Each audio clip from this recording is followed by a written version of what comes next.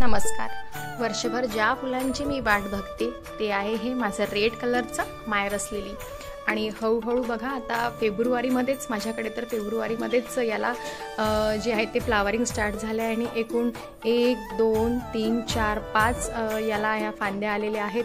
आणि एकाच बल्बपासनं मी 2दा फ्लावरिंग घेते वर्षाला।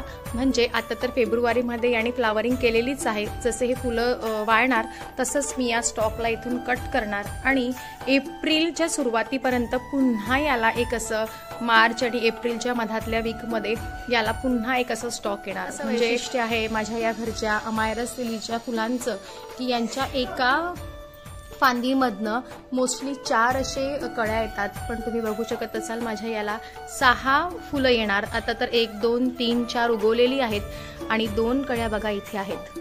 तर असं हे माझं सुंदरसं मायरस लिलीचं झाड जर तुम्हाला आवडलं असेल, कलेक्शन आवडलं असेल तर माझ्या चॅनलला लाईक, शेअर आणि सबस्क्राईब